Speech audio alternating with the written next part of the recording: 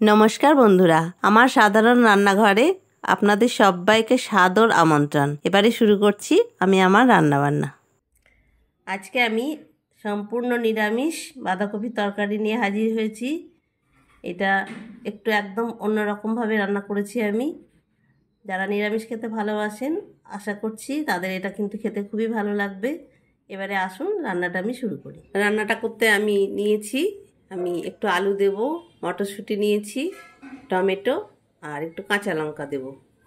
এছাড়া আমি একটু মটর ডাল বেটে নিয়েছি, একটু হলুদ আর একটু লবণ দিয়ে ডালটা আমি বেটে নিয়েছি। এবারে আসুন রান্নাটা আমি শুরু করি। রান্নাটা আমি সর্ষের তেলে করব। শুরুতেই আমি সর্ষের তেল দিয়ে দিচ্ছি। কড়াইটা আমার গরম হয়ে গেছে।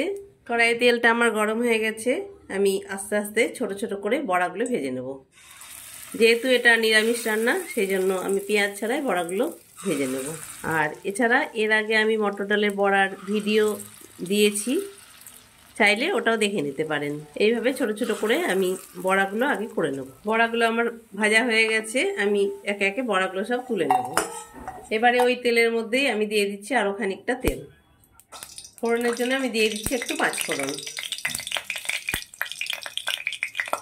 দিয়ে দেবো একটু তেজপাতা আর একদম অল্প একটু শুকনো লঙ্কা। ফোড়নটা আমার ভাজা হয়ে গেছে। শুরুতে আমি আলুগুলো আগে খুব ভালো করে ভেজে নেব।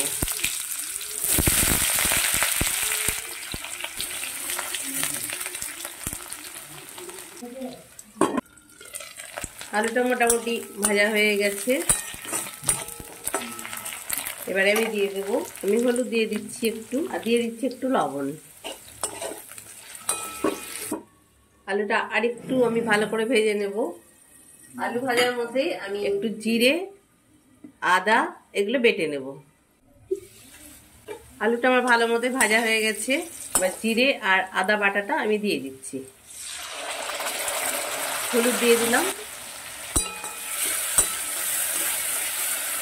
আমি দিয়ে দিচ্ছি একটু কাশ্মীরি লঙ্কার গুঁড়ো, দিয়ে দিচ্ছি একটু লবণ, আগে একটু দিয়েছি আবারও পরিমাণ মতো লবণ দিয়ে দিলাম, আর দিয়ে দেবো একটু চিনি।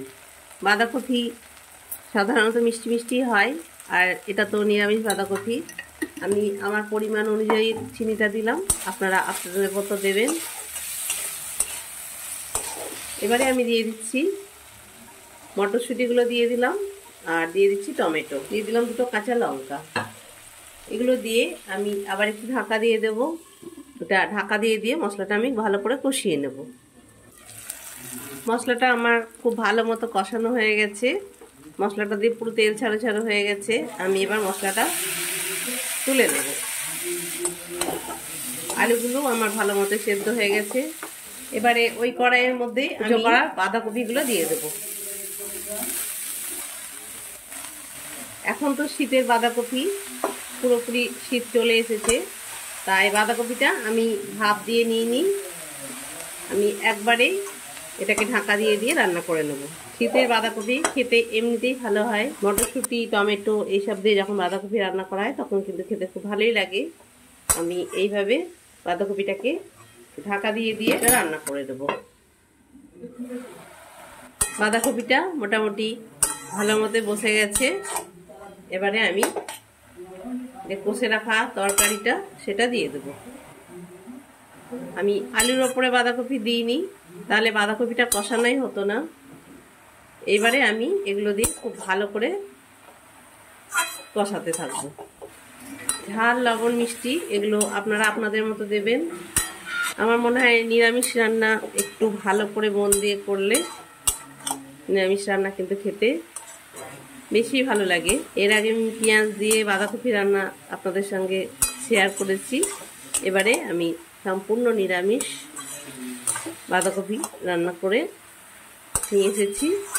আমি আর ঢাকা দেব না। এবারে আস্তে আস্তে আমি এটাকে কষিয়ে কষিয়ে রান্নাটা করে নিই। বাঁধাকপিটা আমার কষতে কষতে এইরকম হয়েছে একদম। আপনারা আপনাদের মতো ঝাল, লবণ, মিষ্টি এগুলো দেবেন। এবারে আমি দিয়ে দিচ্ছি ভেজে রাখা বড়াগুলো। যে কোনো নিরামিষ রান্না কিন্তু একটু ভালোভাবে করলে খেতে কিন্তু বেশ ভালোই হয়। বড়াটা দিয়ে দিলাম। বড়াটা দিয়েও আমি কিছুক্ষণ এটাকে নেড়ে চেড়ে নেব। আপনারা চাইলে এখানে বড়ি ভাজাও দিতে পারেন। বড়ি ভাজা দিলেও কিন্তু এটা খেতে বেশ ভালো লাগবে। অনেকে মাছের মাথা দিয়েও রান্না করে খান। কিন্তু এইভাবে নিরামিষ রান্না করে খেয়ে দেখবেন, এটা কিন্তু খেতে একদম অন্যরকম লাগবে। বড়াটা দেওয়ার জন্য বাঁধাকপির স্বাদটাই একদম অন্যরকম হবে। নিরামিষ রান্না বাঁধাকপিটা পুরো একদম লাগো হয়ে গেছে, খুব সুন্দর কষানো হয়ে গেছে এরকম। আর বাঁধাকপি একটু ভালো করে আস্তে আস্তে কষালে খেতে কিন্তু বেশ ভালোই হয়। সবশেষে আমি গরম মশলার গুঁড়ো আর দিয়ে দিচ্ছি 1 চামচ ঘি। নিরামিষ বাঁধাকপিতে ঘি গরম মশলা দিলে খেতে কিন্তু খুবই ভালো লাগে। আমার রান্না যদি আপনাদের ভালো লাগে তাহলে অবশ্যই জানাতে ভুলবেন না। ভালো থাকুন, আনন্দে থাকুন। ধন্যবাদ।